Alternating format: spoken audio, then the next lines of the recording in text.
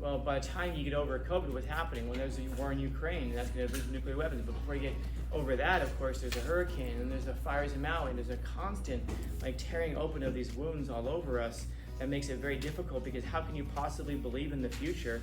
How can you possibly take your future seriously if you're constantly being told there is no future? I mean, you guys know about the straws, right? Plastic straws. Sea turtles are getting straws stuck in their nose, and no one's asking questions of whether or not the turtles are just sniffing a lot of cocaine. That's why they have the straws in their nose. Besides, it seems like they're very clumsy turtles in the first place if they're getting straws stuck in their nose. And you're actually toxifying your body, like with the chemicals that are in the paper straws. Turns out, those are way worse for us than the plastic straws are. But that's okay, we have sacrificed ourselves, and by the way, over time it causes cancer. Another end of the world. So what's better, for us to die and the turtles to live, or vice versa? Some clumsy cocaine-sniffing turtles, or us? I don't know. And how can you not be, by the way? Our phones are constantly inundating us with bad news. You can't get away from it. How can we avoid it? Of course, now the world's a terrifying place for us. Have you noticed the world's also an incredibly beautiful place as well? There's incredible beauty in this world, man. And we aren't going to see it if we're always focused on that negative, because you're going to find in life what you're looking for. If you're looking for the negativity, you're going to find it. If you're looking for the beauty, you're going to find it. If you're missing the beauty of life, you're missing some really, really important stuff of life. I know you guys get smashed with it all the time, that the real world's very difficult. The real world is this, the real world is that. Dude, the real world's what you make of it, man. The real world is gorgeous. There's a lot of great stuff going on. There's also a lot of tragedy. Yes, that's true. But just because something is tragic doesn't mean it's not beautiful. And just because something's beautiful doesn't mean it's not tragic. Just because it's tragic doesn't mean it's not funny. It can be funny and tragic at the same time. Isn't that the core purpose of humor?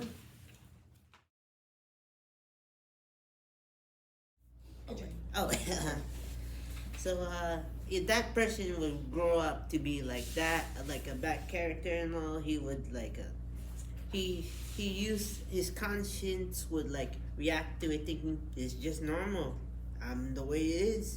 It's like how what Marcus Aurelius is trying to say. How other people would help him understand what's good knowledge, like how Marcus Aurelius is willing to help other people when he was emperor. Okay. Franklin? It's like, Cassie, and then we'll go back. where's his knowledge is the plague of life? I kind of thought of it as knowledge as the literal plague, where it's so easy to spread. So once you have knowledge, it's easy to spread it onto other people. But it's common. I think about, if we go back, say 500 years, do we know more than the average person did 500 years ago? And generally we do. We know a lot less about farming, but we probably know a lot more about a lot of other subjects. Now the question becomes, are we any smarter though? If there's a distinction between knowledge and intelligence. Are we smarter than them? I don't know. I don't know. It's kind of like we look at Neanderthals and we think of them as just like stupid cave people. We now know that no, they weren't any dumber than our ancestors were in terms of their brain power. But I wonder if I were to take you and drop you out in the middle of the forest, and I wonder how long you'd live out there. Yeah, probably not long at all. And even if today you were born and raised out there, you can only live out there if you're able to solve problems, because out there you can only make a mistake one time and you're dead. Over here, and we're so safe in cities, we can make all kinds of mistakes and yet we can survive. And so I don't know that they were any dumber. They had just as much brain power, they just had less knowledge.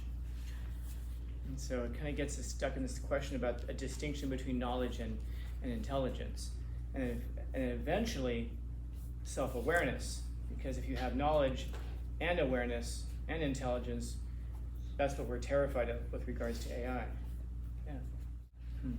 So I thought of it as consciousness is like the side effect of having knowledge. There's something that was interesting there towards the end, that we kind of tie this idea of consciousness with pain. Like to be aware is to be in pain. Yeah, I'm gonna say something about that. Yeah. So what's happening around us? Like, well, because we say like once you're, we'll say like once you're aware of things, you become less happy. Okay. So what is it that we become aware of that makes us less happy? Such as. It's like year before last, I was talking to a student, and one of my students goes, "Scout, you know why everybody hates you? Because you're real." And my response was, "Everybody hates me? Why? Don't worry about that. It's just because you're real." "No, wait, why does everybody hate me? What the hell do I do that makes everybody hate me?" And he's like, "Dude, that's not the point." It kind of becomes the point, because then you kind of walk around like, "Wow, everybody hates me." The person didn't mean it as a backhand compliment. They probably meant it as a compliment, but as soon as you become more aware, you can extrapolate from what people say and find broader truths. Yeah, enjoy. What's something that we become like knowledgeable about that makes us different? Like was the discussion we had about the real meaning behind human. Santa Claus. What's that? Santa Claus. Santa Claus? Yeah. What about him? Like we know he's not real and then we get sad. Wait, what the hell? What? Excuse me? You kidding me? What did you said? Santa Claus is kind of weird, isn't it? But even like the real meaning about some of the stories, we can encounter them when we're kids, and then you can almost wonder like, did I really catch that when I was a kid? Did it really get past me, or did it somehow leave an impression on me? Or more, we can look at it and go, but this was something I thought was really cute and sweet, and then it turns out it's something very different. Yeah. So there's part of an awareness there that when we understand the real meanings of things, that really messes us up. Yeah. Yeah. That was something that actually struck me, that it kind of tangentially came up in the last couple of periods, but we didn't get to entirely. This idea of knowledge as a plague. Yes, it spreads, but especially today, how fast things can spread, whether it's true or not. Whether it's true or not. And is there a good plague that you can think of? Sure. What's that? So, like, have you ever heard that laughing is contagious? Oh, that's interesting. I hadn't thought of that. Yeah, maybe that. Like laughing is contagious. That's more of a metaphor. Like if you start laughing, everybody else starts laughing as well. Oh, when you yawn, that's What? real. What is- Like if you yawn and then somebody else yawns, Yeah, I should do that. that's real. Just start to yawn in here. Yeah, when you yawn and other people start to yawn as well, that actually is real. That there is a phenomenon that goes along with that. It's been pretty well studied. So yeah, that's one. But how about like an actual plague with disease and everything? I can't really think of one.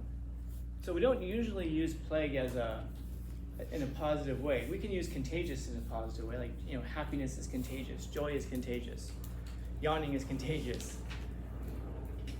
But he's referring here to knowledge as being a plague. And so now I guess we can ask that question about knowledge about what? And by the way, this is interesting that he dies in 1995, quite a while ago. And yet it strikes me how, I wonder how many of you feel like his face inside. Because when we talk about like the differences in life that social media has made, because we'll talk about like why is the world so different today than it was say 20 years ago, and we'll say technology. And I'll go, yeah, technology. And if I ask what kind of technology, what we usually mean when we say technology is like social media or computers. And social media is certainly one of these things. What's wrong in the world right now? What's going on in the world right now? Like what? You tell me. War. War. Shoot, where's the war? Ukraine. God, so we know in Ukraine, the war is happening, and Putin's about to use nuclear weapons, which we're then going to strike Russia, and then Russia's going to strike us, and that's the end of the world, right? Okay. What else is going on in the world? Fires? Fires, where? No. Maui. It's just kicking up a bunch of smoke up in the air. That's killing people. That's basically the end of the world for them. Okay, so we have two apocalypses. What else is going on in the world? See that they're talking about bringing back the mask mandates because they think there's going to be a new strain of COVID happening just in time for the next election. It's coming up next in September, and they're talking, and like certain companies are now reinstituting mask mandates, and they want to go into lockdown again because that's going to be a big plague that's going to, again, the end of the world. Any other plagues? I'm sure you can name a few of them, but this is the point. When today, any little thing that happens just can become Maui. it can just catch fire, and spread all throughout social media. And so you can get like a constant feed of just anxiety producing, climate change. End of the world, man. Maui is happening in Maui. End of the world, dude. A hurricane was coming. I'm surprised we're all still here because that was the end of the world also for San Diego. What else did I mention? We started. Oh, the war. Yeah. So there's the whole list of things that are going to be the end of the world, and it's fed to us through our phones. Now, I have a perspective in that. Like, for example, when the whole COVID thing happened, I remember I was talking to a friend of mine, and she was kind of panicky, and she came over to my house, and she was just like trying to figure out what was going to happen. I go, it's a COVID virus. She's like, yeah, but it's not like we've never had one before. I go, yeah, we have. Yeah, Spanish flu. Anybody in here ever have a cold before? Yeah. A what? That's a COVID virus. You ever had a flu before? Yeah. That's probably the COVID family. Why is it called COVID-19? Because it was discovered in 2019. It was a different strain, but it was, so I grabbed my hand wipes, and this was back then, and I showed her the bottle where it says effective against COVID viruses. She was under the impression that like this COVID thing was brand new, that we'd never had a COVID virus before.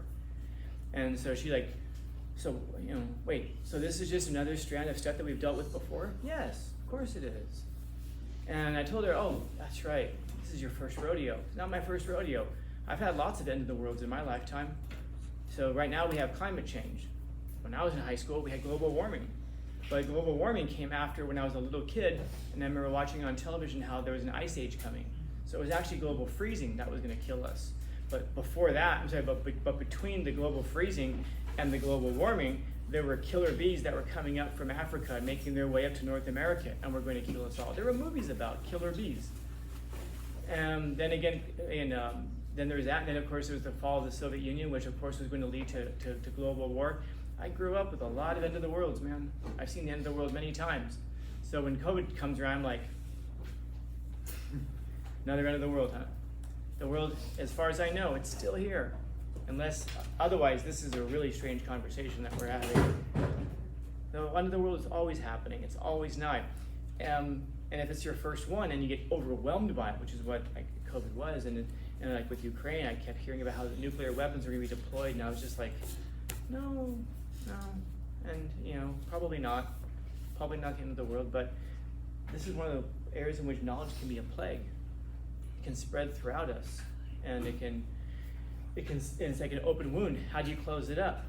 Well, by the time you get over COVID, what's happening? When there's a war in Ukraine, that's going to lead to nuclear weapons. But before you get over that, of course, there's a hurricane, and there's the fires in Maui, and there's a constant like tearing open of these wounds all over us that makes it very difficult, because how can you possibly believe in the future? How can you possibly take your future seriously if you're constantly being told there is no future? I mean, you guys know about the straws, right? Plastic straws. Sea turtles are getting straws stuck in their nose, and no one's asking questions of whether or not the turtles are just sniffing a lot of cocaine. That's why they have the straws in their nose. Besides, it seems like they're very clumsy turtles in the first place if they're getting straws stuck in their nose. Scout, think about the turtles. It's very sad. It is very sad. Did you guys know that yesterday a meta study was released about paper straws? The paper straws have chemicals in them that when they go into water and they dissolve in there, and you're actually toxifying your body with the chemicals that are in the paper straws. Turns out those are way worse for us than the plastic straws are. But that's okay, we have sacrificed ourselves, and by the way, over time it causes cancer. Another end of the world. So what's better, for us to die and the turtles to live, or vice versa? Some clumsy cocaine sniffing turtles, or us? I don't know. Can something else be done? Probably. And that's the challenge of life. It isn't either or all the time. Sometimes it's, let's find something. But do you guys know where that data came from, by the way, about the plastic straws killing all the turtles and how many we produce? Anybody happen to know? I'm not bullshitting you on this. It was a 9-year-old science project. Yeah, there's even a 9-year-old dude does a TED Talk about it. She's 9 years old. It's nothing against the kid, but isn't that a little strange that we reoriented entire industries that turned out to be way worse for us because we followed the advice of 9-year-olds? And the way the 9-year-old came to that conclusion was he called a few straw manufacturers and asked them how many straws they produce. And then at the end of all of it, he said, so based off of that, what was it? He said something like 300 million straws a day Americans use. That's a lot of straws. If it was true, turns out it's not, but if it was, that'd be a lot of straws. And if it was true, think about how many chemicals we're now putting into our bodies if we are really consuming 300 million straws a day with all those chemicals being released into the world, man. I think it's the problem. What's that? I think it's the problem. We're constantly always looking for new information. Yeah. And how can you not be, by the way? Your phones are, it's all of you guys, not me. Our phones are constantly inundating us with bad news. You know, you can't get away from it. How can we avoid it? Of course, now the world is a terrifying place for us. And of course, is the world a terrifying place? I suppose so, if you're afraid of it. But the world's also, have you noticed, the world's also an incredibly beautiful place as well. There's incredible beauty in this world, man. And we aren't going to see it if we're always focused on that negative, because you're going to find in life what you're looking for. You're going to find what you're looking for in life. If you're looking for the negativity, you're going to find it. If you're looking for the beauty, you're going to find it. You want to be aware of both. You don't want to, and you probably don't even want a balance of both. You probably want more of one or the other, depending on your personality.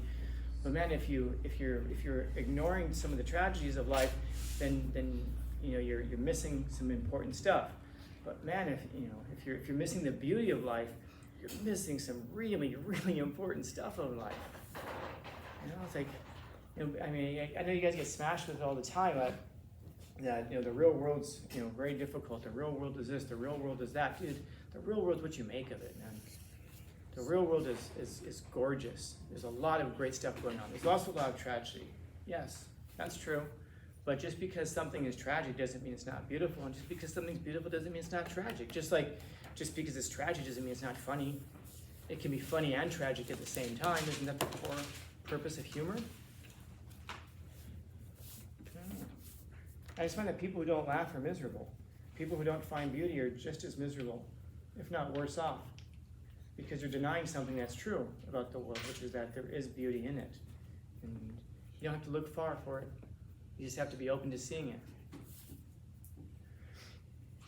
And knowledge is a plague of life and consciousness. Being aware, being self-conscious can be a terrifying thing. I'm going to stop there, though. Because otherwise we'll be here till Thursday. Yeah. Yeah, we're just to get started. Sure. Let's see. Questions, comments, concerns, complaints, criticisms, critiques? All right. Happy Tuesday. Nice, Reggie, end the video. Go ahead. That's my sign off.